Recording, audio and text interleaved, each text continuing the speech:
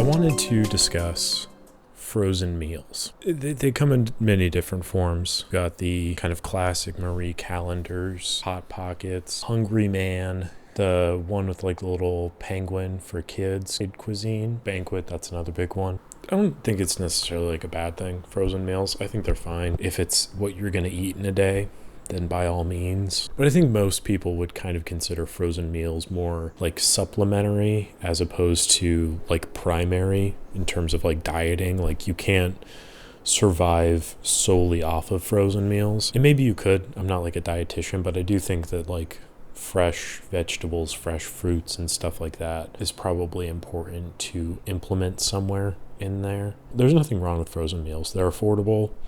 They're accessible for a lot of people, easier than like chefing something up for hours and hours and hours. But if you've watched any of my videos, you'll know that this is more of like a film camera channel.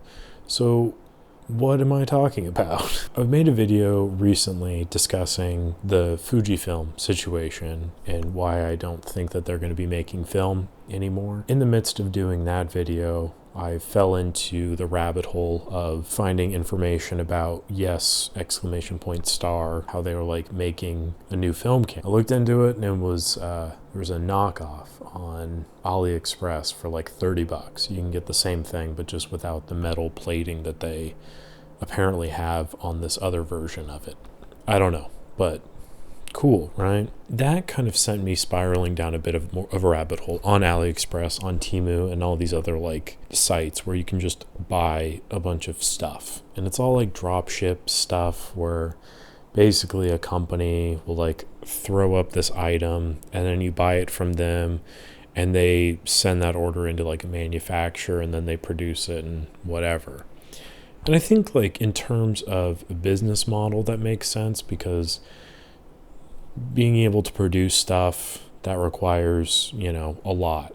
You need the equipment, you need the manpower, and you need the real estate for a production facility, all this stuff. Like there's a lot that goes into that. So I get like if I can get this thing for cheap from a company that's already making it and then I just slap my name on it, then that's fine. And you've seen that a lot on like the Kodak M35, Ilford Sprite, all those like reusable disposables. So I'm not like shocked by this, but I think it was just more like shocking to see that that's still a thing that's happening. I don't know what the proliferation of it is in the current market, but I would like to draw this back to the original point of frozen meals, microwave meals, what have you. And that's kind of how I view those cameras where, yeah, like you can use them and I'm sure that like you can take really decent photos with them. And who am I to deny somebody of what camera they want to use? Because that's not really what I'm trying to do on this channel. I want to support photography, film photography especially, regardless of your equipment, regardless of your expertise. Just go out and take photos, have fun. And if that's how you do it, then by all means, like don't let me dismiss that or talk down to you. But I do think that it kind of has to go hand in hand where much like a microwave frozen meal or something like that can't be a sustainable diet long term. I don't think that those can be sustainable cameras long term. I think there's definitely a facet in which they work because you're able to get one for not a lot of money and then use it and not worry about it too much. The point of entry is like super low, which is nice. But the trade-off is that you can't do much with it. I think that it kind of cheapens the idea of film photography to just the general aesthetic of it as opposed to the actual components of figuring out what focal length you like, figuring out what aperture you want to shoot at, or the shutter speeds, or any of those like important thoughts that you have to put into it. It's more just like, look at this vibey photo that I took. I guess the equivalent would be if I was like I'm not going to say like a Michelin star chef because I'm not that, but like, maybe like a decent cook at a diner. We'll go there. And somebody like was showing me this amazing meal that they heated up in the microwave. Like that's kind of the offense I take to it, where it's like, not even offense necessarily, but just more like, I can understand it and I can appreciate that, like, hey, if that's how you get into film photography, I'm just happy you're here. That's generally how I feel.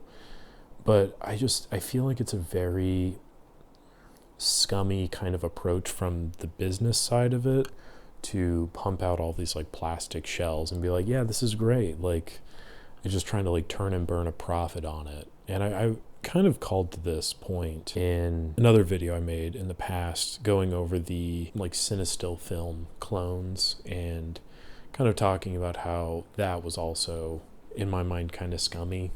The exceptions, of course, being Flick Film and Reflex Labs. I think that those companies are doing that, but they're selling it for significantly less. So I think that's very important. It still feels like not really bringing much new to the table, just like, what's the cheapest way that we can make a film camera? What's the cheapest way we can make film and slap our name on it and make a profit? I have kind of conflicted feelings about it because on one hand, I think it's great to get more people into it. I feel like it's the worst way to get people into it. I think you're missing out on all of the nuances of film photography. Much like if you just ate microwaved meals, you're missing out on the nuances of food and like what that can be. And I think you can look at that in any industry, really. It doesn't necessarily have to be food, but I feel like the microwave meal thing just struck a chord with me. Because I think back to, I'm not going to talk about that. I'll save that for a different video. A little bit of Bronco lore just came to mind. On a recent order from KEH, I got a Canon T50 for $4.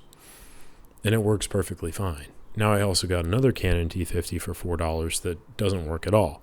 So I think that there's obviously risks involved there. And not everybody wants a Canon T50, and then you have to have a lens and all this blah, blah, blah, all this other stuff.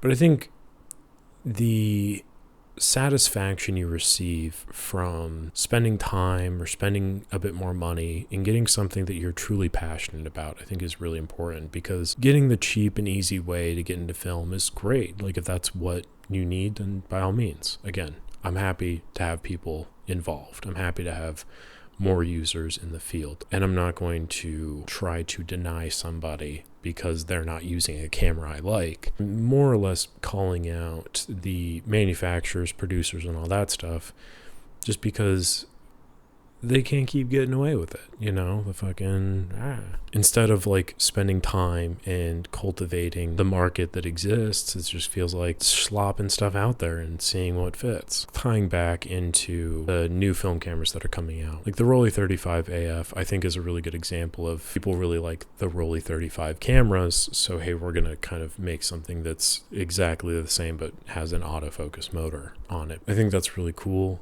to see. Time I spent on Aliexpress just kind of evoked a lot of sentiments of distaste for kind of how things are going. I'm just a guy on the internet talking as somebody that's also kind of involved, and I care about film photography. I care about other people getting into it. Like, I want people to be as jazzed about it as I am. It's just hard when you look at like the modern market, and the best options out there are cameras that were made like 60 years ago. And obviously there's exceptions to that. There's some like cameras from like the early 2000s, late 90s that are pretty sweet too. And you know, there's good cameras in any decade really, but broad strokes, like when I recommend a film camera to somebody, I'm like, I think a Spotmatic would be a great place to start, or like an ME Super, or an AE1, or an OM1, or a Nikon FM. Like, those are the ones I recommend, depending on your preferences, depending on how you're going to use it, blah, blah, blah. I don't really find myself being like, you know what you should buy is you should buy cheap garbage on AliExpress.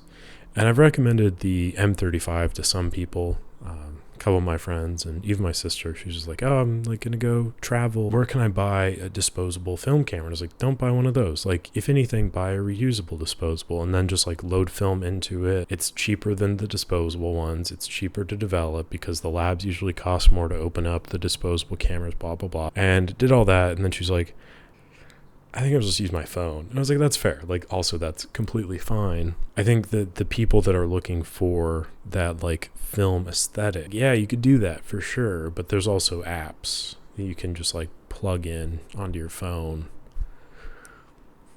that are usually like free or 99 cents. And yeah, the plastic cameras are like $30 or whatever, so it's like affordable. But so the takeaway is that the rain's coming back to Portland, which is great. I'm loving that. I have very complicated feelings about the modern realm of film photography. I still enjoy it. I'm still going to be doing it. Obviously, it's kind of the focal point of my channel here. It's just something I would say, think about for yourself. How do you feel about the reusable, disposable trend where everyone's just slapping their name on it and selling it for whatever amount of money that they want to? Maybe I'll make like a Bronco fucking bullshit. I think that's what I'll do. I'll call it the Bronco bullshit, and it'll just be a plastic camera with a horse on the back of it or something. As it's been raining, I've been like reflecting, with like the fucking face up against the window while the rain's like gently coming down, just thinking about my life. The kid on the back of the school bus that's, playing the main character role. That's been me, basically. The options are buy the $30 camera and shoot film, or don't buy the $30 camera and don't shoot film. Shoot film. That's just my recommendation. But maybe like talk to your aunt, uncle, mom, dad, grandparents, whomever. Talk to your friends. Maybe they have something kicking around. I just think like you'll get a much more favorable experience, especially if it's your first time shooting with a camera that like somebody actually made. It feels real, and it's not rubbery and plasticky and just hollow.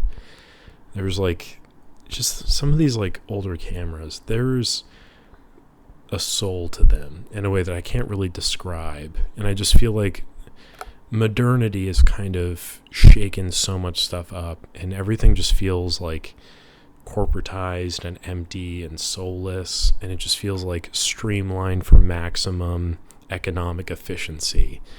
And I just don't really like that. That's not how I want to live life. And I think with film, it's kind of in direct contrast to what it should be. Like, film is not an economic thing. Film is so dumb. Like, it's so dumb to shoot film because digital is so much cheaper. The cameras are so accessible. The sensors are fantastic most of the time. And you can take a photo and then look at it immediately after, right? Like it just it just makes so much more sense. But like with film, it's something that you take the photo and you only have 36 of the photos on that roll, and you don't know how the film was stored previously. Is it color? Is it black and white? You get it developed. How did it turn out? Like, what do I need to change? Like, what were my settings? How do I need to adjust that? If you don't take notes, like, you're not going to remember all these things. And it makes no sense to shoot film because there's so many limitations to it. It's so expensive. It's so silly, but it's so beautiful. And it's so, I think, just inherent to how life should be. You don't get that immediate response. You have to wait, kind of work at it. You have to constantly fail in order to achieve results that you deem favorable. And that's something I love about it. It's a practice. To tie it back in, microwaving meals or thawing them or whatever. If you want to be a chef, if you want to cook, if you want to master culinary skills, you can't do that just by typing in add 30 seconds and closing a door. I think that's kind of where I'm going to end today's video. I have no issues with anyone who shoot with whatever film cameras you want. Like I've said many times, and we'll always say on this channel, just shoot film if you want to shoot film, or don't if you don't want to. Live your life. All good by me. As somewhat self-imposed member in this film photography space, acknowledging the reality of the current climate, the landscape, and something that I would be remiss to not do. Thank you for watching. I appreciate it as always. Like the video if you enjoyed it, subscribe to the channel, and I'll catch you on the next one.